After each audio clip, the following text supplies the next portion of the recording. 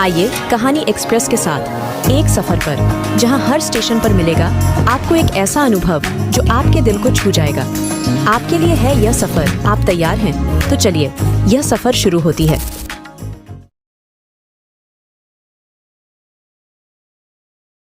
हम चारों उस पार्क से अपने अपने घर की ओर लौट चुके थे। काफी गहमा गहमी के बाद यह निर्णय लिया गया था कि हम उसी कब्रिस्तान जाएंगे और इस चुन्नी को उसी जगह पर रखकर आ जाएंगे जहां से इसे मुराद ने उठाया था। शायद इसके बाद सब कुछ ठीक हो जाए। मैं जब घर लौटकर आया तो मम्मी को कुछ संदेह हो रहा था।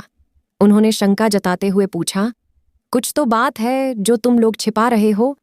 क्या हुआ है? कहीं किसी से झगड़ा वगदधा तो नहीं हो गया तुम लोगों का? अरे नहीं मम्मी, कुछ नहीं हुआ, मैंने जवाब दिया। फिर क्या हुआ है? जॉब से छुट्टी दे दी है क्या बॉस ने? मम्मी ने दूसरा अंदाजा लगाया। अरे नहीं ना, मैं सवालों से तंग हो रहा था। कुछ तो खिचड़ी पक रही है तुम दोस्तों में। मेरी बहन भी मम्मी के साथ साथ सवाल पूछने लगी। कुछ दिनों से मुराद भैया को, कभी उमेश भैया को, तो कभी किसी को फोन ही फोन करते रहता है। अरे बता दूंगा, कुछ जरूरी काम चल रहा है, सब्र करो, आज शाम को ही बता दूंगा, अभी टाइम नहीं है, मुझे कहीं जाना है। मैं हड्डबड्डी में उठकर अपने कमरे में चला गया। मैंने शीघ्र ही कपड़े बदले और जूते पहनने ही जा रहा था कि मुझे अचानक आज पूजा करने का ख्याल आया गया। मैं मंदिर वाले कमरे में गया और अगरबत्ती जलाकर पूजा करने लगा। आज न जाने कितने दिनों बाद पूजा कर रहा था। ऐसा नहीं है कि मैं पूजा पाठ नहीं करता, परंतु बहुत कम ही समय दे पाता था, शायद महीने में 2-4 ही दिन, लेकिन आज मैंने बहुत ही शिद्दत से पूजा की थी। दिल को सुकून मिल गया था, मन में विश्वास जाग रहा था। पूजा करके मैं वापस अपने कमरे में जा रहा था कि मैंने सोचा, क्यों न श्री हनुमान जी की जो छोटी सी सूक्ष्म प्रतिमा है उसे आज अपने साथ रख लूं। मैंने वह मूर्ति अपने साथ रख ली। जूते पहन ही रहा था कि मुराद की गाड़ी की हॉर्न सुनाई पड़ी। मैं फटाफट जूते पहनकर उनके साथ निकल पड़ा। उमेश और भावेश भी साथ में ही थे। मैंने जेब से हनुमान जी की मूर्ति निकालकर उन्हें दिखाया तो उमेश बोला, यार मुझे भी बता देता ना, मैं भी कुछ रख लेता होता। हाँ यार, सच में मेरे पास भी भगवान की कितनी प्रतिमाएं हैं, छोटी छोटी। भावेश बोला, मुझे लगा तुम लोग हंसोगे मेरे ऊपर। मैंने झिझकते हुए कहा, अरे कोई नहीं, मेरे घर की तरफ से ही निकलेंगे ना, मेरे पास 3-4 लॉकेट है, गले में डाल लेंगे। भावेश बोला, हाँ मुराद, यार भावेश के घर पर रोक दियो, 2 मिनट के लिए गाड़ी। उमेश ने कहा। उमेश अगली सीट पर मुराद के साथ था और पिछली सीट पर भावेश और मैं क्या लूं? मुराद बोला, यार तू। उमेश सोचने लगा, अगर तू चाहे तो तू भी लॉकेट ले लियो, भावेश के पास है। मैंने कहा, लेकिन उसमें श्री हनुमान जी की फोटो है शायद। मैंने भावेश की ओर देखकर कहा, हाँ। भावेश ने हामी भरी। इसमें चाहने वाली क्या बात है, ले लूंगा यार, मालिक तो सबका एक ही है। वैसे भी हनुमान जी भी तो भगवान राम जी के दूत ही थे। मुराद ने कहा, हाँ और क्या, हम नहीं पड़ रहते ये फालतू के पचड्डी ढो में। ये चीजें धर्मांध लोगों और कबाड़ मीडिया के लिए छोड़ दे दो। भावेश ने हंसकर कहा, और क्या, सालों ने कोई धार्मिक किताब तो कभी ठीक से पढ़ी नहीं होती, और कभी पढ़ भी ली तो कभी उसके असली मायने को समझते नहीं हैं। उमेश ने कहा, तूने बड्ढा पढ़ लिया। मैंने उसे छेड़ कर कहा, पढ़ी है भाई, सारे के सारे न सही, लेकिन काफी कुछ तो पढ़ी है, और अपने ही धर्म की नहीं, लगभग 3-4 धर्मों की ग्रंथ पढ़ी है। उसने कहा, सच में क्या? मुराद ने कहा, हाँ भाई, कुरान पाक भी पढ़ी है। उमेश ने कहा, कभी बताया नहीं तूने। मैंने कहा, इसमें बताने जैसा कुछ था नहीं। जैसे हम रोटी खाते हैं जीने के लिए, जैसे हम नहाते धोते हैं, जैसे हम व्यायाम करते हैं बेहतर जीवन के लिए, लेकिन इसके बारे में ढोल नहीं पीटते हर जगह, क्योंकि ये कोई बड़ी बात नहीं है, क्योंकि ये सब तो जीवन का नियम है। इसी तरह ये किताबें, ये पवित्र ग्रंथ को पढ़ना भी बेहतर जीवन के लिए आवश्यक है। उमेश ने कहा, हाँ ये भी सही है, इन्हें पढ़कर लोगों में शालीनता आ जाती है। यदि कोई इनके अर्थों को समझे, और जो इन्हें यूं ही पढ़ लेते हैं वो तो ढोल पीटते हैं जैसे ये पढ़कर वे सबसे ज्यादा ज्ञानी हो गए हैं। और समाज पर कोई एहसान कर दिया हो, सबको उल्टे पुल्टे ध्यान बांटना शुरू कर देते हैं, मुराद ने कहा। ओ भाषणबाजों, रोको गाढ़ी, मेरा घर आ गया। इतने में हम भावेश के घर पहुंच चुके थे। अबे भाई, वो चुन्नी तो लेकर आया है ना, उमेश ने याद दिलाया। हाँ भाई, बैग में है, मैंने कहा। भावेश तुरंत जाकर 4 लॉकेट ले आया। हम सब ने अपने अपने गले में डाल ली। अब हमारी गाढ़ी निकल पड़ी उस खैफनाक जगह के लिए, उस भयावह कब्रिस्तान की ओर। मुराद ने गाढ़ी की गति भी बढ़ा ली थी। हम चारों लगभग चुपचाप ही बैठे थे। भाई, चुन्नी का ध्यान रखियो, गायब न हो जाए फिर दोबारा, भावेश ने कहा। मैंने बैग में हाथ डालकर चेक किया। चुन्नी सही सलामत बैग में ही थी। आज का मौसम कुछ शुष्क था, गर्मी बेहद थी। कुछ दिन पहले जब बारिश हुई थी तो लगा था कि अब दिल्ली वालों को कुछ राहत मिल जाएगी, परंतु वो कोरी बात निकली। क्योंकि कार में वातानुकूलित पंखे लगे हुए थे, जिससे गर्मी का अधिक आभास नहीं हो रहा था, परंतु गाढ़ी के बाहर तो उमस से भरी हुई गर्मी थी।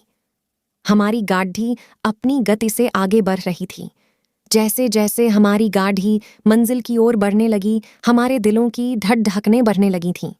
हमें गत रात्रि जो अजीब अजीब सी घटनाएं हो रही थीं, एक एक कर याद आने लगी। हमारी स्मृति पटल पर सारे भयावह दृश्य याद आने लगे थे। कार के बाहर ट्रैफिक का शोर अवश्य था, परंतु कार के अंदर नितांत शांति थी। कल तक जो भावेश बिना मस्खरी के रह नहीं सकता था, आज वो भी शांत बैठा बाहर टकटकी लगाए देख रहा है, और ये स्वाभाविक ही तो था। जिस तरह हमारे साथ इतने असाधारण घटनाएं घट रही थीं, उससे तो जाहिर ही था कि किसी की भी हालत पतली हो सकती थी। मैंने बैग में पुनः जांच की, यह देखने हेतु कि चुन्नी अपनी जगह पर ही है या फिर नहीं। चुन्नी अपनी जगह पर ही थी। मेरे मन में अजीबोगरीब शंकाएं चल रही थीं। कभी लगता कि अचानक गाढ़ी के अंदर चुड़ैल वुड़ैल दिख गई, फिर तो मुराद गाढ़ी संभाल ही नहीं सकेगा और गाढ़ी दुर्घटनाग्रस्त हो जाएगी। यात्रीगण, कृपया ध्यान दें। अगर आप अभी तक वीडियो देख रहे हैं तो इसका मतलब है कि आपको कहानी पसंद आ रही है, तो वीडियो को लाइक कर चुके होंगे। अगर नहीं किया है तो अभी कर दीजिए, क्योंकि हमें वीडियो में लाइक देखकर बहुत खुशी होती है। आशा करता हूं कि आपने कर दिया होगा। चलिए फिर कहानी में आगे बढ़ते हैं। लोगों को लगेगा इन नौजवानों की गलती रही होगी। पुलिस इस आम दुर्घटना मानेंगी। और क्या बता, दुर्घटना ज्यादा बढ़ी हुई तो हम सब लोग परलोक ही सिद्धार जाएं। अभी हमारी गाढ़ी एक फ्लाईओवर पर थी। मुराद भी गाढ़ी की गति तेज कर रखा था। कोई कुछ बोल भी नहीं रहा था। मुराद यार, थोड़ा आराम से चला, मैंने मुराद के कंधे पर हाथ रखकर कहा। क्या हुआ तुझे, कोई टेंशन है क्या, उसने पूछा। अबे फ्लाईओवर है ये, गाढ़ी की गति उस हिसाब से ठीक ही तो है, उमेश ने कहा। हाँ चलो ठीक है, मैंने हामी में गर्दन हिलाया। भावेश शायद मेरी मनोस्थिति समझ रहा था। उसने मेरे कंधे पर हाथ रखकर सांत्वना दी। हमारी गाड़ी चलती रही। एक फ्लाईओवर खत्म हुई थी और अब हम ट्रैफिक से बचने के लिए दूसरे फ्लाईओवर से गाड़ी मोड़ ली। बस थोड़ी ही देर में हम कब्रगाह पहुंचने वाले थे। यदि ट्रैफिक न मिले तो शायद 12-15 मिनट में पहुंच जाएंगे। अभी गाड़ी कुछ दूर चली ही थी कि उमेश ने चुन्नी के लिए पूछा। मैंने उसे बताया, हाँ भाई बैग में ही है, थोड़ी देर पहले देखा था। लेकिन मैंने फिर से बैग चेक किया तो वहां से चुन्नी गायब थी। भाई चुन्नी नहीं है इसमें, मैंने कहा। मजाक मत कर, उमेश बोला। सच कह रहा हूं, मैंने घबरा कर कहा। भावेश ने झटके से बैग छीन लिया और चेक करने लगा। उसने चुन्नी निकालकर मुझे दिखाया। ये क्या है, मैं हतप्रभ हो गया। अभी सच में नहीं थी यार। ओ ये अविनाश, ज्यादा मजे न ले, वैसे ही लंका लगी हुई है, मुराद ड्राइव करते करते बोला। यार, मैं चुप हो गया। अभी हम फ्लाईओवर पर ही थे। गाड़ी की गति ट्रैफिक के अनुसार थी, कभी तेज तो कभी धीमी, और कभी कभी रोकना भी पड़ रहा था। दिल्ली की ट्रैफिक में ईश्वर किसी को न फंसाए। अचानक मेरी आंखों के सामने से काले रंग का कपड़ा जाता हुआ दिखाई दिया और फिर गायब हो गया। मैं चौंक कर चारों ओर देखने लगा, लेकिन किसी को कुछ नहीं बताया। भावेश खिड़की से बाहर देख रहा था। उमेश गाड़ी की डैशबोर्ड पर सिर झुकाए बैठा था। तभी अचानक उमेश मेरी ओर मुद्दा और मुझसे बैग ले लिया। मुराद ने पूछा भी कि क्या हुआ, लेकिन उमेश ने उसका जवाब नहीं दिया। वह तो बस हड्ड-बड्डी में बैग चेक करने लगा, फिर एक लंबी सांस लेकर मुझे बैग लौटा दिया। क्या हुआ? मुझे तो पहले से ही घबराहट थी, तो मैंने जोर डालकर पूछा। यार, अभी सिर झुकाए बैठा था तो लगा जैसे मेरे पैरों के नीचे से चुन्नी पीछे जाती हुई दिखी थी, शायद मेरा भ्रम रहा होगा, उसने कहा। भावेश और मुराद भी चौकन्ना हो गए अब। हमें लगा कि अब वह लड़की या औरत या फिर वो जो भी हो, हमारे साथ फिर कुछ खेल तो नहीं खेल रही। इधर मुराद भी अजीब तरीके से गाड़ी चलाने लगे था। अचानक अभी अभी एक बाइक वाला हमारी गाड़ी से टकराते टकराते बचा था। मुराद भाई, आराम से यार, उमेश ने उसे समझाया। मुराद ने भी एक लंबी सांस ली। या अल्लाह, उसने खुदा को याद किया। सही बात है, अभी तो हमें उसकी ही याद रही थी, लेकिन ये असाधारण घटना रुकी नहीं थी। हमारी गाड़ी ट्रैफिक में थी और अपनी गति से चल रही थी। गाड़ी की गति को न तो कम किया जा सकता था और न ही गाड़ी को साइड में ही रोकी जा सकती थी। लगभग 90 की गति से गाड़ी चल रही थी कि अचानक सामने गाड़ी के कांच पर वही काली चुन्नी ऐसे बिछ गई जैसे किसी ने जानबूझकर बिछाया हो, और क्षण भर में ही वह गायब हो गई। बहुत मुश्किल से मुराद ने गाड़ी संभाली। मैंने फिर से बैग चेक करने के लिए उसके चयन को खोलने लगा। अचानक ही वह चुन्नी मेरी अगली सीट, यानी जिस पर मुराद ड्राइविंग कर रही थी, उसके ऊपर रखी हुई दिखाई दी। मेरी तो जैसे सांसें ही अटक गई। मैं स्तब्ध देखता रहा। फिर भावेश की भी नजर पड़ी और वह भी भयभीत हो गया। देखते ही देखते चुन्नी किसी सांप की भांति सीट पर रेंगते हुए मुराद के गले में जाकर एफ्यूज गई, उसे खींचने लगी। गला दबने पर वह छींकने लगा। गाड़ी का संतुलन भी बिगड़ने लगा। ओह, आ, बचाओ! मुराद चिल्लाने लगा। भावेश, उमेश और मैंने काफी कोशिश की, चुन्नी छुड़ाने की कोशिश करने लगे, लेकिन गाड़ी का संतुलन तब तक बिगड़ चुका था।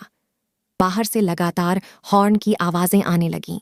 जबरदस्त शोर शराबा होने लगा था। हमारे सामने से सारी गाड़ियां खाली हो गई थीं और हमारी गाड़ी फ्लाईओवर साइड जाने लगी। जल्दबाजी में कार की गति भी बेतहाशा बढ़ गई और रेलिंग को तोड़ते हुए हमारी गाड़ी हवा में उड़ने लगी।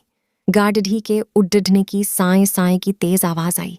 हवा में ही गाड़ी कई बार पलटी खाने लगी। हमारे हृदय की धड़धकन रुक ही गई थी।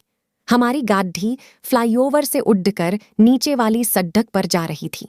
न जाने कितने लोगों की प्राण पखेरु उड़ने वाली थी।